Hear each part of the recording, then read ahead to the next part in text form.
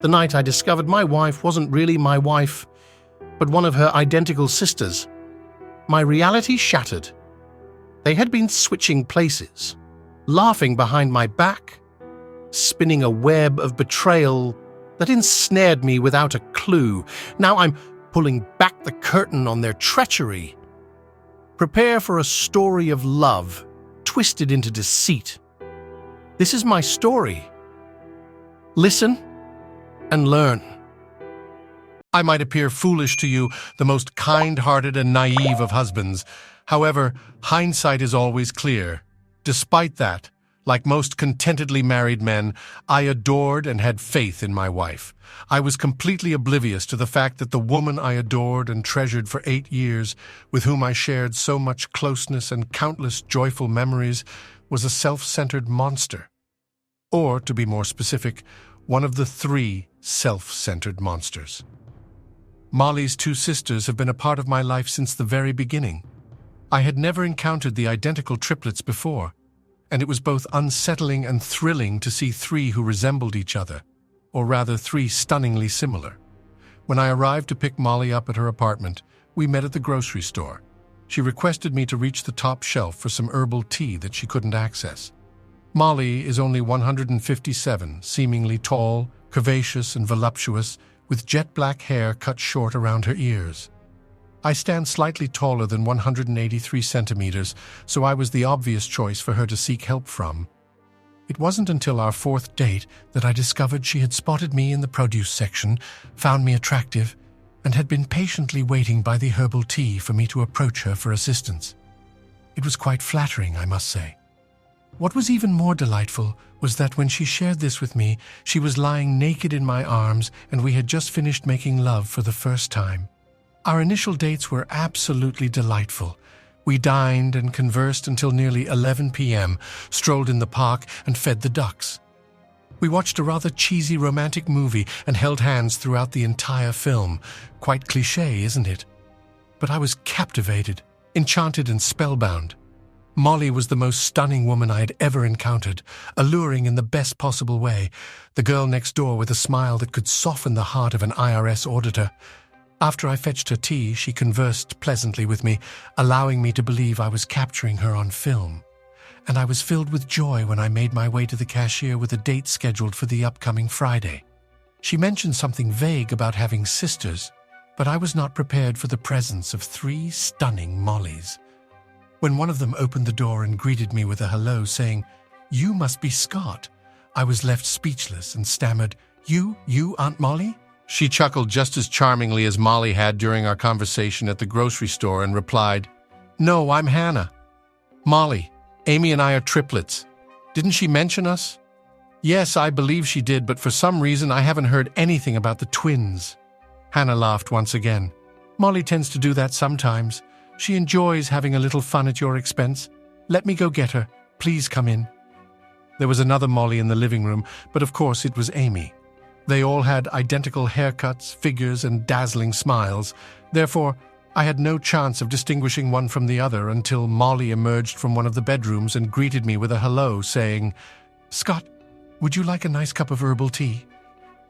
Throughout our first dinner, we discussed a wide range of topics, but a significant amount of time was dedicated to Molly's experiences as a triplet.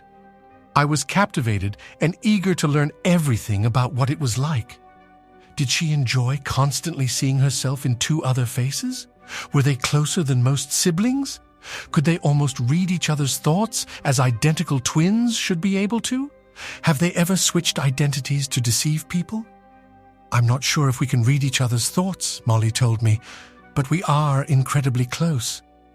I feel like I can almost always sense what Amy or Hannah is thinking, and they often do the same, like answering a question I haven't even asked yet.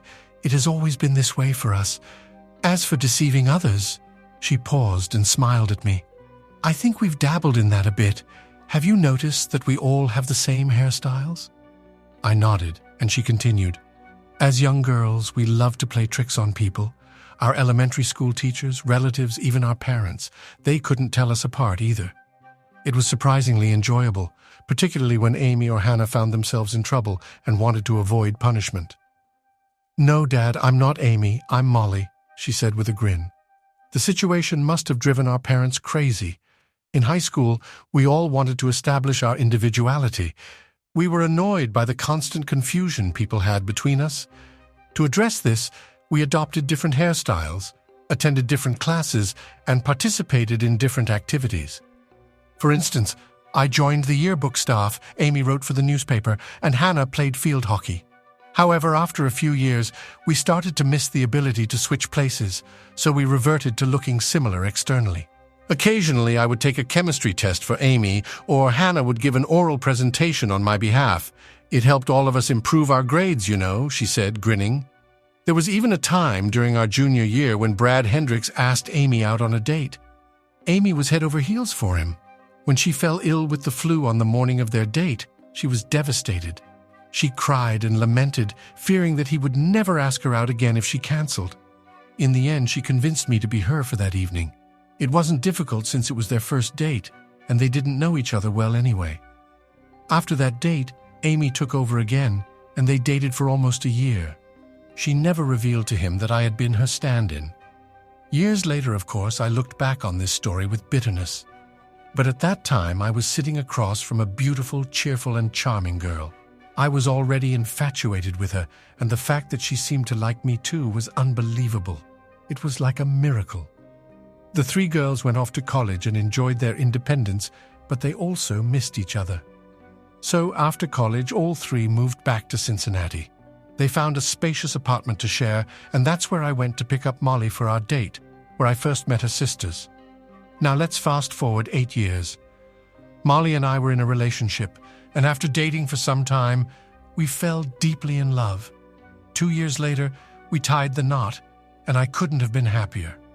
At that time, I was working at a graphic design firm where my computer skills made me a valuable asset compared to the older individuals in charge.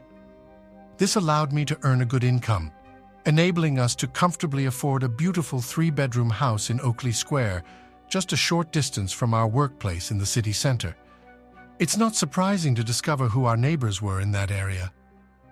After 3 years of our marriage, Amy also got married to a tall but rather dull man named Ted, who worked in finance. Although he was friendly, he lacked the spark of interest. Interestingly, they lived right next to us on a small dead-end street called Ferdinand Place.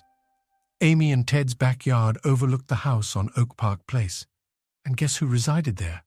I'm sure you won't be shocked to find out. It was Hannah, accompanied by her husband Arnold. Arnie was the complete opposite of Ted. He was a cheerful, short man who owned multiple bowling alleys in the Cincinnati region. He used to smoke cigars until Hannah convinced him to quit.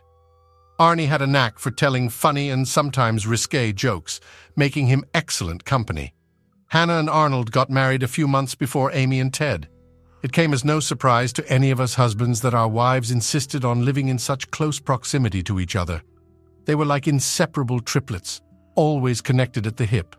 Ted, Arnie, and I had grown accustomed to them finishing each other's sentences or even saying the same thing simultaneously. We had also become accustomed to their nightly ritual of gathering together almost every evening to chat before going to bed. They would meet in one of our 3 kitchens around 9:30 or 10 p.m., engage in conversation for a while, and then each return to their respective husbands. Even after 8 years of being with Molly, I could never be entirely certain which one of the triplets I was interacting with. Ted and Arnie confessed that they faced the same predicament. We have all developed a keen eye for recognizing the different outfits worn by each wife, as well as identifying who is wearing specific jewelry pieces.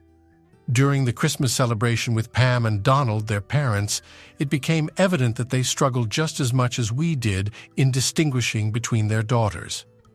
This lack of distinction did not imply that their personalities were identical. Amy displayed a slightly tough and conservative demeanor compared to her 2 sisters. On the other hand, Hannah was more adventurous, indulging in alcohol, sharing risque jokes, and likely to be perceived as the most probable candidate for a topless bar dancer among the 3 sisters, although she never actually pursued such a path. My Molly fell somewhere in between, embodying a perfect balance, sweeter and more sociable than Amy, yet more sensible than Hannah. It wasn't that we failed to notice the disparities among the sisters when we spent time together. Rather, it was the challenge of identifying them solely based on appearance or voice. In a sense, they could easily trick you. Since none of us had children at that time, planning vacations was a straightforward task. As expected, Molly and her sisters insisted on the 6 of us vacationing together. Consequently, we embarked on 2-week trips to various intriguing destinations every summer, be it Las Vegas, a beach resort in North Carolina, or Italy. Our group was quite harmonious, so the husbands didn't object. However, I made it clear that I wanted to spend a week away with Molly alone every year, just the 2 of us. No Amy, no Hannah, no brothers-in-law. Initially, this sparked heated debates and tense silences as Molly struggled to grasp the seriousness of my request. It took 3 years for everything to fall into place. I adore your sisters and enjoy the company of Arnie and Ted, but I yearn for some quality time with just us. Isn't it simple to comprehend? This is my condition. You get a 2-week vacation with all of us annually, and I get 1 week alone with you. I delivered that speech at least 10 times, but it wasn't until the day before our trip to Italy that Molly came home from work and saw I hadn't even started packing that she gave up. The argument ensued, and I firmly stated that if she didn't agree to spend a week with me, I would stay home while she and the other couples went to Italy. Despite over an hour of yelling, with no participation from my end, and about 20 phone calls to Amy and Hannah, I stood my ground. Molly's sisters tried to help calm me down, but I remained resolute. They repeatedly explained how selfish and short-sighted I was being, and that a loving husband wouldn't be so stubborn. Eventually, Molly relented, and we went to Italy. However, there was a chill between us for a few days, with her sisters making sure I knew I was in the doghouse, without the support of Arnie and Ted, secretly pleased with my victory, as it meant they could make similar demands to their wives. I might have given up and returned home early. By the 5th day, the charm and allure of Florence had softened me. Molly and the rest of the trip turned out to be wonderful, just like our week on Sanibel Island the following winter. From then on, we spent 2 fantastic weeks each year with Molly's sisters and 1 week without them. It all seemed perfect, right? And it was. The trouble began when we decided to start a family. Molly and I knew we wanted children eventually, but we were enjoying our life as a couple. Attached to 2 other couples, we didn't want to rush into it. However, when Molly and her sisters turned 30 and I was 32, the biological clock started ticking. She stopped taking birth control, and within a few months, we began trying to conceive. I had no objections to the goal or the process. I've always cherished the intimate and tender moments with my beautiful wife. Our sexual relationship primarily consisted of intimate and gentle moments, as opposed to being characterized by rough and wild encounters. Over the years, as is common in most marriages, the nights where we indulged in playful and creative intimacy became less frequent. We had a few favorite positions, but they gradually dwindled. Occasionally, Molly would surprise me by entering the bedroom with a heightened sense of desire and aggression, leading to multiple rounds of passionate lovemaking. On special occasions like birthdays or anniversaries, we always celebrated with champagne, which heightened Molly's excitement even more. However, our encounters were mostly filled with tenderness and love, which suited me perfectly. One night, after she had taken charge in bed, I playfully joked about it, only to discover that she didn't enjoy it at all. It was a Saturday when I returned from the grocery store to find Molly lying naked on the bed, holding a bottle of massage oil. She called out to me, expressing her stress and asking for my help. I gladly obliged, thoroughly massaging her back and legs while she moaned with contentment. Eventually, I turned her over and continued pleasuring her with my fingers, lips, and tongue, bringing her to climax 3 times. Afterward, we engaged in passionate sex until we both reached a state of ecstasy. We lay together, basking in the afterglow for a while. Molly went to the kitchen and brought us some snacks, indicating that dinner was no longer a priority. Soon enough, we found ourselves entangled in each other's arms once again. As we caught our breath, exchanging smiles, I couldn't help but comment on the incredible experience, saying, "Wow, that was something, Molly." Then, teasingly, I pretended to ponder for a moment. "Oh wait, maybe you're not Molly. Perhaps I just got lucky with Amy or Hannah tonight." Expecting a playful response or a grin, I was taken aback by the cold look in Molly's eyes. She sternly addressed me, expressing her disappointment and disbelief. "Scott, this is not funny. How could you even think that I would ever do something like that? Do you truly believe I would ever share you with my sisters?" Her glare made the room feel noticeably colder. Realizing my mistake, I quickly apologized, seeking her forgiveness. "Molly, please forgive me. I was only joking, honey." I extended my arm to embrace her, but she swiftly withdrew and stood up. "I'm going to take a shower," she declared, her anger still evident, and vanished into the bathroom. Throughout the night, I could hear the click of the lock behind her, and for most of the following day I remained unnoticed. Molly seemed resolute in making it clear that certain matters were not to be taken lightly.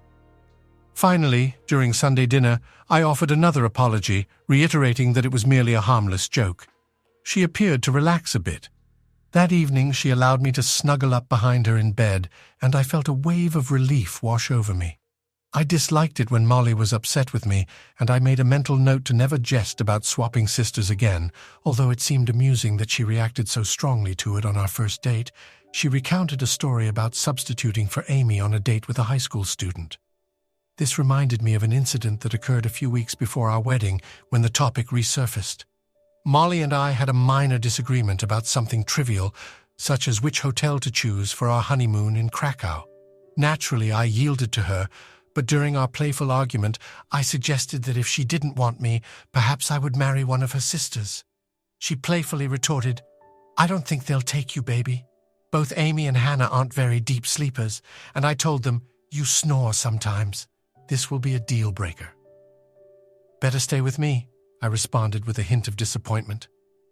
"Okay. If I can't have Amy or Hannah, then I guess I'll still marry you." And that was the end of it. So I had absolutely no clue why, years later, she became so furious when I made the same joke. In any case, as I mentioned before, it was the birth of a child, or rather, our endeavor to conceive a child that turned my life upside down. We tried and enjoyed it for about 10 months. I had heard of many couples who took a year or two to become pregnant, so I wasn't concerned at all. However, Molly grew increasingly worried about our lack of success and insisted that I visit our doctor for a checkup. And so I did. Sitting in a small room surrounded by adult magazines, undergoing tests, and eagerly awaiting the phone call was an enjoyable experience. A few days later, on a Friday while I was at work, I discreetly closed my office door and engaged in a conversation with Dr. Rendall for a brief period. "Scott, there is no need to worry," he reassured me. The results indicated a slightly lower sperm count compared to the average for men at the age of 30, approximately 70% to be precise. However, there is no cause for concern as your sperm are healthy and robust, albeit in slightly lesser quantity. You and Molly should have no difficulty conceiving, although it may take a bit longer than some other couples. This news brought me immense relief, and I eagerly anticipated returning home to comfort Molly. However, it completely slipped my mind for some unknown reason. During dinner, we engaged in a lengthy discussion about the political landscape of Cincinnati, causing me to completely forget about it.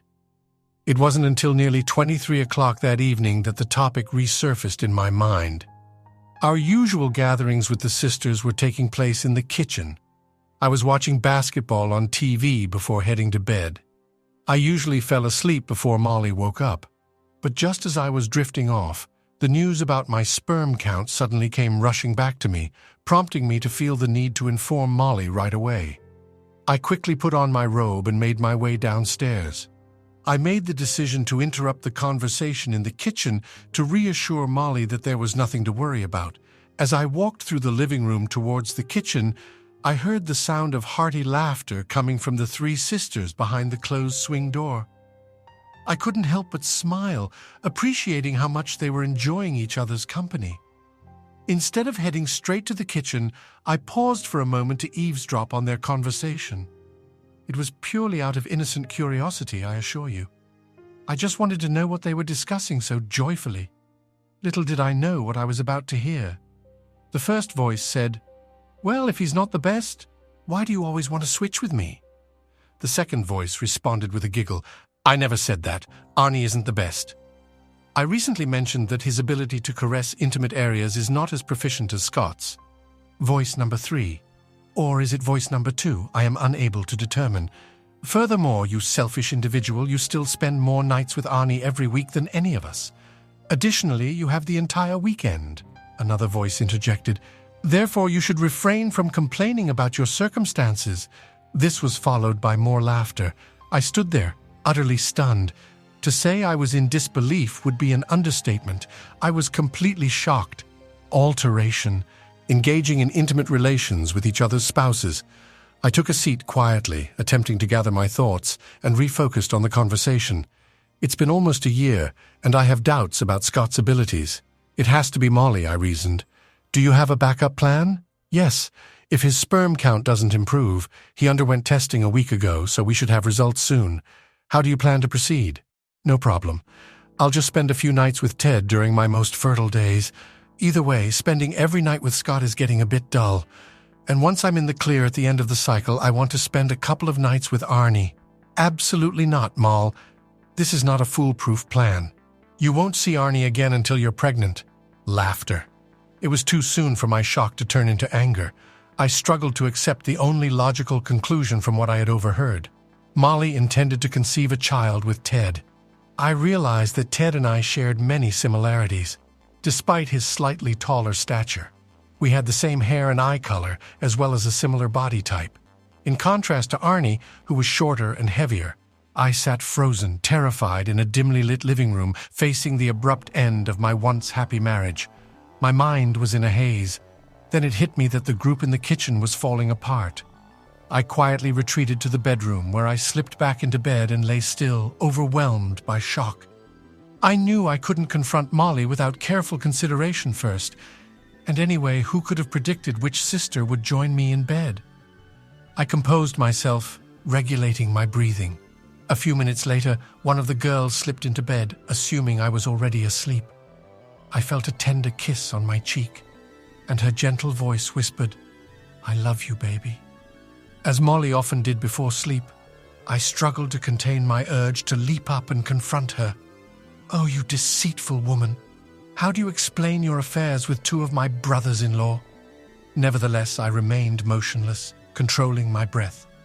I waited for her to drift off to sleep, plotting. After a few minutes, I noticed Molly's or whoever's breathing become slow and steady. However, I waited a full hour to ensure she was truly asleep before rising from the bed. I pondered how they managed this, and it quickly dawned on me that it wouldn't be challenging at all if they simply exchanged husbands for their illicit encounters. They could switch clothes during their evening meetings. Since all of them worked part-time as co-managers at the interior design store, none of them left the house in the morning before Auntie Ted and me. Changing clothes in the morning would be effortless. The only potential hurdle would be weekends. I speculated that either we were intimate with our own wives on weekends, or they made arrangements to switch to another day. However, it would still be feasible since the six of us almost always gathered for barbecues, brunches, or some form of get-together on weekends. And if not, a quick visit to my sister to collect the catalog she prepared for me, or under some other pretext. No, unraveling the how wasn't complicated. What puzzled me was the why. You might assume that we husbands would have noticed the difference. I mean, can't you recognize your own wife from another woman, for heaven's sake? But here's the thing. We had no reason to suspect anything. We had no doubts. Or at least I had no doubts about the identity of the woman in my bed. And there was something else I realized early in our marriage. Molly and I cherished lying in bed at night, engaging in deep conversations, either before, after, or instead of making love. We discussed various topics such as our relationship, future plans, work, and our families. However, everything has now changed. I cannot pinpoint the exact moment, but a few years ago, Molly started discouraging late-night conversations. After spending time with her sisters, she would come into the bedroom and we would simply go to sleep. Whether or not we engaged in intimacy, any attempts I made to initiate conversations were met with her saying, "I'm very tired, honey. Let's discuss this tomorrow." In fact, for years, all of our important discussions, including our daily experiences and future aspirations, took place during dinner or earlier in the evening. never late at night in bed. This was likely a deliberate strategy on her part, as women tend to switch partners. The less we conversed, the less chance there was for her to be caught unaware or forgetful about something from the past. Once I was certain Molly was asleep, I quietly entered the office, located the ink pad we used for stamping our checks, and applied some permanent black ink to the tip of my finger. Returning to the bedroom, I carefully made a small mark on her back, specifically on the right side, halfway between her shoulder blade and shoulder. It was no larger than a pencil eraser, and she would have never noticed it unless she examined her back in the mirror. I proceeded to the bathroom and washed my finger with warm water and soap. As expected, the ink remained on my finger. Even with vigorous washing, only a portion of it was removed. I continued to use the pumice stone on my finger until the remaining ink became so faint that it was virtually invisible. Climbing back into bed, I couldn't help but smile bitterly as I contemplated my next course of action. The initial shock had subsided, and I was consumed by deep anger. If my understanding of the women's conversation was accurate, Molly had betrayed me completely and systematically. Throughout an extended period, she and her siblings prioritized their collective connection and personal interests over the commitment of love and loyalty towards their spouses. I experienced a sense of being taken advantage of, betrayed, and deeply embarrassed. I made an effort to envision potential solutions to mend the situation, yet I couldn't perceive any viable path forward. On Saturday afternoon, we gathered for a barbecue at Ted's house. While the women were busy inside preparing food, Ted was tending to the grill. I suggested to Arnie that we take a walk around the block, knowing he was conscious about his weight and would appreciate the exercise. Once we were at a safe distance from the house, I brought up a personal matter with Arnie, asking for a couple of minutes of his time. Is that acceptable to you? Certainly. Scott, what's on your mind? First and foremost, let's keep this conversation strictly confidential between us, all right? I prefer that Molly, Hannah, Amy, or even Ted do not find out about our discussion. If anyone inquires about our walk, let's just mention that we were discussing potential travel plans for next summer, particularly considering a trip to Greece. Arnie seemed content with the cover story. He chuckled and assured me of his discretion. I feel a bit awkward, but I wanted to inquire about your intimate life with Hannah. Molly and I are intimate once or twice a week, and I sometimes wish it were more frequent. I'm curious if the same applies to her sisters. Arnie patted me on the back and jokingly remarked, "Looks like you drew the short straw, mate." Hannah and I are intimate almost every night, or at least very regularly. We might skip a night occasionally due to her menstrual cycle or fatigue, but apart from that, it's quite consistent. Seeing my reaction, Arnie grinned. "You simply made an uninformed choice. How could you have known? None of us can predict these things." I pretended to be disappointed, concealing the anger brewing inside me. I replied, "I suppose I was fortunate. Please, tell me more. Has it always been like this? I mean, since the beginning of your marriage?" He pondered it frequently. "Hannah and I have established this routine. It could be considered a sort of game that we engage in. Do you know how women tend to gather in someone's kitchen during the evenings?" I nodded, and he elaborated. "By the time she returns, I'm usually already in bed reading or watching TV. When she enters the bedroom, she looks at me with a certain expression and always utters the same phrase in a seductive tone. 'Well, darling, how would you like me tonight?' I propose something and then we proceed to do it. Almost always. The same question, 'How would you like me tonight?' I realize it may sound silly, but as long as we are intimate, I have no complaints." He chuckled heartily and I attempted to join in. "One more thing. I mentioned Molly and I used to have deep conversations in bed about ourselves, our relationships and such. However, in recent years, the bedroom has become primarily a place for sex and sleep. We no longer engage in conversations. Does Hannah behave similarly? To a large extent, it seems we reserve these meaningful discussions for another time of day. Personally, it doesn't bother me much, but I believe it's quite similar to your situation with Molly." He chuckled softly. A bedroom for intimacy, and then for drifting off to sleep as we made our way back to the house. Arnie mostly talked about the Cincinnati Bengals, his other great passion besides Hannah, and I attempted to respond appropriately. However, my mind was elsewhere, in a cold, dark, desolate place, and I was filled with anger. I managed to make it through the entire afternoon and evening without breaking down, although people noticed I was a bit distant. I was determined to endure another day. So, after leaving Ted and Amy, I took Molly out for Indian cuisine, her favorite, and spent the evening trying to be a cheerful companion. Around 10 p.m., Molly, as usual, spent a brief moment with Amy and her sisters. When she returned and we were preparing for bed, I approached her from behind, gently caressed her neck and shoulders, and searched for any signs of a scratch. To my surprise, there was nothing there. I thought to myself, it's all over now. Whoever you are, you and your sisters will face the consequences. Honey, I said, how's that scratch on your leg? Let me take a look. I was unsure which sister it was. She seemed a bit tense. The scratch? She asked cautiously. Yes, the one you got yesterday after dinner when you accidentally hit the dishwasher door, I explained, leaning in to examine her feet. Oh, this, she responded nonchalantly. Everything is fine. There's not even a trace left. I closely inspected and agreed. You're right, I don't see any evidence. That's great. As I straightened up, I noticed her visibly relax.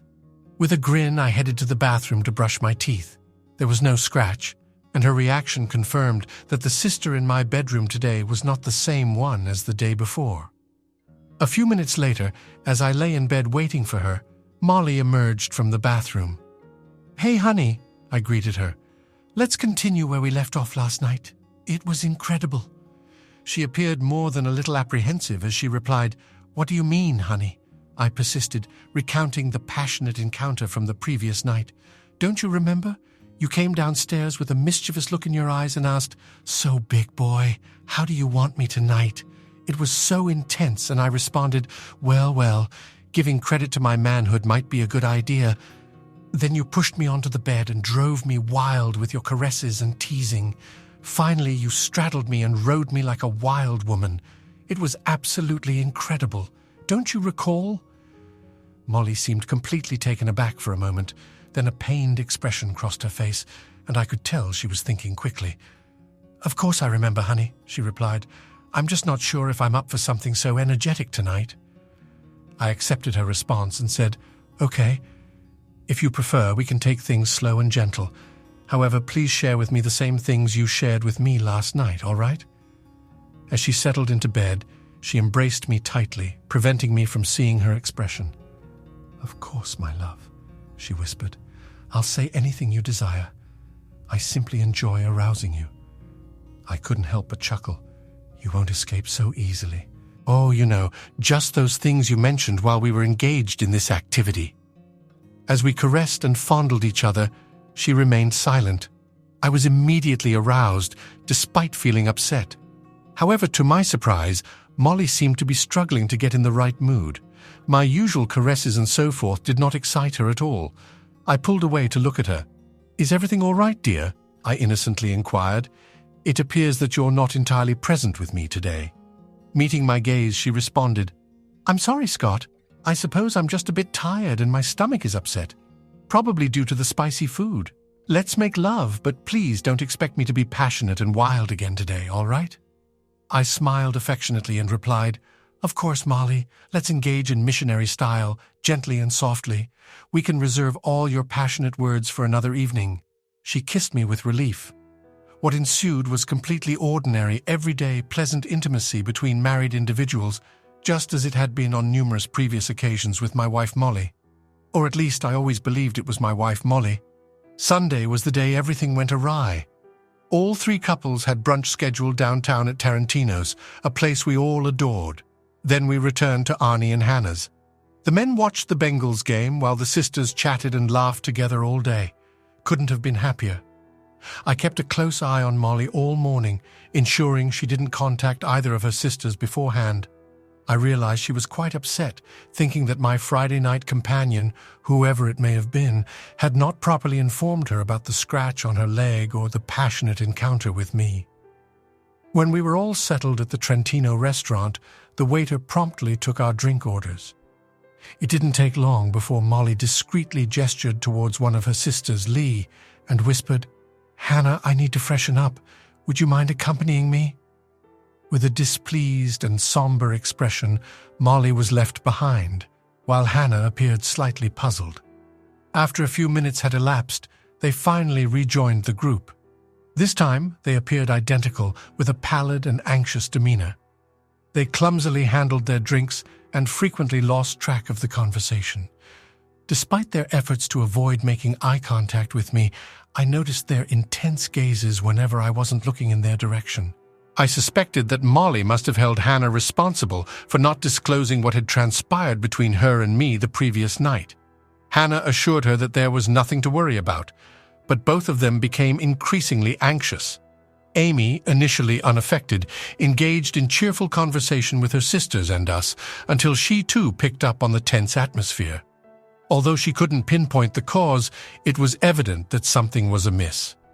As we finished our breakfast of eggs Benedict, salmon omelette, and Belgian waffles, she casually asked Hannah to check on one of her contacts that was bothering her.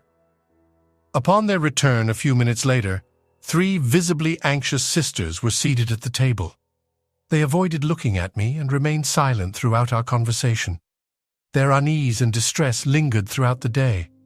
To my delight, while Ted, Annie, and I were relishing the Bengals' victory in a game for a change, the girls were concealed at the rear of the residence.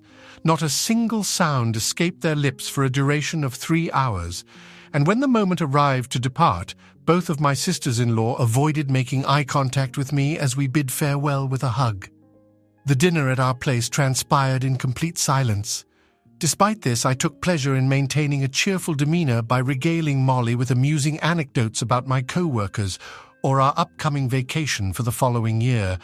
She could hardly muster a smile or reply with brief words at the appropriate instances. I could sense her terror throughout the evening as we cleaned the kitchen and watched TV. I pretended that everything was fine, but I couldn't help but notice the fear and horror in Molly's eyes. Around 9:15 p.m., she spoke up saying, "Honey, I'll go see Hannah for a while, okay?" I replied, "Sure, baby. While you're gone, I'll probably start packing my things and putting them in the car. I'll need a truck for the furniture and other stuff, so I'll take care of that later in the week." The color drained from her face as she exclaimed, "Scott, what? What are you talking about? Why do you need to pack your things?" I casually responded, "Because I'm leaving, of course." "You don't think I'll continue living in a house with a lying, cheating slut, do you?" she gasped, staring at me. "Honey, I don't understand," she pleaded. I simply looked at her, cutting off her words. She understood, but couldn't find a way to finish her sentence. "See you when you get back," I said, turning towards the stairs. "No, Scott! Wait!" she screamed, her voice trembling. I ignored her and proceeded to pack my belongings. I knew her first instinct would be to call her sisters, and I was proven right. Within 3 minutes, Molly appeared in the bedroom doorway and said, "Honey, Amy and Hannah are here. Could you come down and talk to us?" She looked dreadful, tears staining her cheeks and her makeup smudged. She appeared incredibly frightened and unhappy, and for a brief moment, I even felt a twinge of pity for her. "Yes," I replied, turning away. "I'll come down in a minute." I quickly glanced around the room for a small digital voice recorder, similar in size to a cigarette pack that I sometimes used for taking dictation notes in the car. I set it to record and placed it in my pocket before making my way to the kitchen. 3 women were already seated at the table, their expressions tense and unhappy. I sat down, surveying each of them, and finally asked, breaking the silence, "So?" There was a long pause as none of them wanted to initiate the conversation. Eventually, Molly spoke up, saying, "Scott, you know how much I love you, right?" "Sorry," I replied coldly. I inquired about Molly's identity and she confirmed it with a shout. Curious, I decided to examine her back for any distinguishing marks. To my surprise, there were none. I proceeded to check the other 2 sisters and found the mark on one of them. This left all of us puzzled. I took a seat and calmly addressed the situation. I suggested that, for the sake of argument, Molly could be the one in question. I then questioned where Molly had slept on Friday night when her sister was present, pointing to the sister with the mark. Molly replied that she had slept in bed with me. The 3 sisters stared at me, and I reassured them to take their time in explaining. I emphasized that I was not in a rush and believed there must be a reasonable explanation for why at least 2, if not all 3 of them, had spent nights in my bed over the past 3 nights. A long silence followed, during which Molly began to cry while the other 2 sisters looked on gloomily. I pretended to gather my belongings, stating that I needed to pack. However, Molly quickly pleaded for me to wait and promised to explain. She begged for a chance to make me understand. Although I wanted to express my frustration and claim that it was too late for an explanation, deep down, I genuinely wanted to hear what she had to say. I wondered what twisted reasoning the 3 of them could offer for their actions. Would they tell me the truth? I patiently waited, but Molly was too overwhelmed with tears to speak. Instead, one of her sisters spoke up. She explained that it had all started as a silly game, a joke that had taken on a life of its own. Hannah, another sister, chimed in, admitting that it was merely a tease, a joke. She mentioned that about a month ago they had playfully discussed each other's husbands and their preferences. Somehow, they came up with the idea to experiment with each other's partners, as if challenging one another's courage. Over time, this idea became more serious. Molly and Amy observed Hannah's actions. In the end, everything had unfolded on a Friday evening. We exchanged clothes upon meeting in the kitchen and visited each other's homes. Was Amy with you? I was with Ted and Molly was with Arnie. On Saturday, we swapped again for a BBQ. It was foolish, Scott. We all realize that now, and you must be very upset. However, please give Molly a chance to make things right. She cares about you deeply. Just look at how miserable she is. She gestured towards her sister, who was crying incessantly. So I mentioned that Amy was with me and Molly was with Arnie. They all agreed. I turned to Amy. How was it, Amy? How does being intimate with me compare to being intimate with good old Ted? Amy appeared shocked. I didn't. I'm not sure, Scott. It was actually quite good. Yes, very good. Could you remind me? What exactly happened? Amy couldn't meet my eyes. I honestly don't recall. It was only 2 nights ago. For the first time in your marriage, you swapped partners with one of your sisters, and you can't remember what transpired. Do you have early-stage Alzheimer's or something? I turned back to Hannah. Nice attempt, Hannah, but your story is utter nonsense. Yes, it was Amy in my bed on Friday night because I marked her back with black ink after she fell asleep, and the mark is still visible. However, we didn't engage in any intimate activity, and I wouldn't appreciate you trying to insult my intelligence. Besides everything else you 3 did by attempting to deceive me that it was the first time, do you think I'm unaware that you 3 consider Danny the best in bed? They gasped, but I disregarded their reactions and continued. Do you think I'm unaware that he has 7 nights a week? One of you 3 and me, less than twice a week. But I receive the consolation prize, don't I? I have the privilege of touching your intimate area whenever you desire. I paused to observe their reactions. Molly was crying almost hysterically, and her sisters simply watched grimly. My patience was running out, but I wanted them to confess the truth. You have one more chance, I stated, another opportunity to tell me the truth, and this time I want to hear it from Molly. She gazed at me with red eyes, pleading as I patiently waited. The room fell into silence. Eventually, she turned away from me and focused on the table. It has been many years since Hannah and Anna's wedding. Another moment of silence passed. I waited for Hannah to speak. It wasn't her fault, Scott, she finally said. Amy and I insisted, but it was only occasional. Molly added, for instance, a few times a year. All right, I responded. What happens next? No one seemed willing to answer, and the situation gradually escalated. Reluctantly, Amy replied, yes. So the 3 of you regularly shared 3 husbands among yourselves, like in a small round dance. Is that correct, Molly? She nodded sorrowfully. And when did this turn into 7 nights a week for Arnie and casual sex for me? She didn't respond or make eye contact. How many of those 7 nights did Arnie spend with you each week, Molly? I inquired. 1 or 2, she muttered. Fantastic, I remarked. I've heard enough and there's no need to listen further. It was just sex. Darling, she said, looking at me with pleading eyes. It had nothing to do with love. Nothing to do with how much I love you, how we love each other. And I suppose it had nothing to do with pregnancy either, I speculated. She was breathing heavily and her sisters appeared concerned. Scott, what are you thinking? She asked. I don't know, my dear devoted wife, that you were planning to conceive Ted's child because you didn't believe I was capable." She gasped. "No, Scott." She stood up, approached me to embrace me. I rose and pushed her away, causing her to stumble over the refrigerator. "You traitor! Never touch me again! You betrayed me in almost every possible way a husband can be betrayed, with the help of your two promiscuous sisters. Now the three of you can share Arnie and Ted, unless you decide to introduce a new man into your rotation." Before they could respond, I swiftly exited through the swinging door and out of the kitchen. I grabbed my suitcase, left through the front door, and never saw them again. Despite hearing crying in the kitchen, I endured a restless and angry night at a Hyatt hotel. The next morning, I took a day off from work and proceeded to visit a lawyer and the bank. I also made arrangements to meet Arnie and Ted for lunch. I was in such a hurry that Ted had to cancel our previously scheduled meeting. We gathered in a booth at the diner and ordered sandwiches. Without wasting any time, I revealed something unbelievable to them. Our wives had been cheating on us, and not just individually, but with all three of us. This had apparently been going on for several years. Arnie was completely taken aback, but to my surprise, Ted simply nodded and admitted that he had suspected something like this.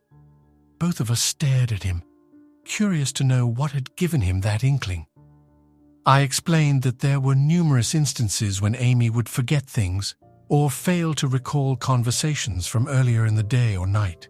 Of course, I wasn't entirely certain, so I decided to gather solid evidence before making any accusations. I started keeping notes on what she forgot. I had planned to discuss it with both of you once I had something more convincing. Ted asked how I had found out, and I recounted the conversation I had overheard and the ink mark trick. Ted appeared pensive, while Arnie repeated, "Unbelievable, Lord, unbelievable." When I finished, he questioned my certainty, to which I replied that it seemed so crazy, but I had evidence to support it. I played the recording of the conversation I had with the three of them the previous night, without any further comment. After it ended, we exchanged gloomy glances and began to have a serious discussion. Both Arnie and Ted called their offices to inform them that they wouldn't be coming in that day. I revealed that I was divorcing Molly, and there was no going back. They were still unsure about their next steps. We talked for a couple of hours, and ironically I realized that I had never felt closer to my two brothers-in-law. They were both wonderful men, and I would miss them. I managed to find an apartment that I liked. Upon returning with the truck, I collected a few pieces of our furniture and relocated. By the week's end, I had transferred the remaining clothes and belongings from the house. Molly persistently called me at work and on my cell phone. I instructed my assistant to reject her calls and obtained a new cell number. Maintaining my apartment's phone number on an unlisted registry proved to be a wise decision. I initiated divorce proceedings and started outlining my future plans. On Thursday, I engaged in a peculiar conversation with Barbara, a colleague. Despite my evident distraction and frustration, she inquired about it. I divulged the entire story to her, and her expression displayed a blend of astonishment, compassion, and a hint of perverse delight. This incited my ire, prompting me to express my regret, Scott. She assured me that she was not pleased with the situation. However, she appeared somewhat sheepish. She then mentioned that she had always envisioned us as a compatible couple. I gazed at her in disbelief. Barbara was not only kind, generous, and humorous, but also tall and strikingly beautiful. While I had always acknowledged her attractiveness, my love for Molly had overshadowed any other thoughts. Yet now it seemed pertinent to reconsider. We conversed further, keeping our interactions discreet. Barbara noticed my altered perspective towards her. Through my attorney, Molly pleaded for a meeting to clarify matters. I was convinced that nothing she could say would alter the circumstances even slightly. Nevertheless, I agreed to meet her, and my assumption was correct. Approximately 6 weeks after my relocation, we found ourselves alone in my lawyer's meeting room. As she entered, I observed her melancholic yet captivating presence. I waited for her to settle in before addressing her. "So, Molly," I began, "how are you faring? Have you conceived Ted's child already?" She blushed and replied, "No, Scott. I am not engaging in any sexual activities with Ted or anyone else, and I have no intention of getting pregnant by anyone other than you." As you may recall, I mentioned this the night I overheard you in the kitchen. I was actually about to inform you about it. Dr. Randall confirmed that my sperm is fine. Although there is a slight decrease in quantity, they are still strong enough to conceive. Therefore, there is no need to rely on Ted's assistance. However, it seems that you have been having sex with him and Arnie regularly, so I suppose it doesn't make much of a difference. She was already on the verge of tears. Please, Scott, allow me to explain everything. Can you give me the chance to express how sorry I am, how terrible I feel? Do you believe that you feel worse than I do, Molly? She looked at me sadly and shook her head. All right, I said with a sigh. Go ahead, but do me a favor. Spare me the declarations of love. Don't tell me that what you did has no connection to us. Just refrain from it, all right? But Scott, this had nothing to do with you and me. It was, I don't know, just a foolish thing that Hannah, Amy, and I did. We have always played this game since school. It was never meant to harm anyone. Have you done this with all your previous boyfriends? Almost every one of them with whom we had a significant relationship. My sisters and I have always been extremely close, and I believe that, I don't know, it made us even closer.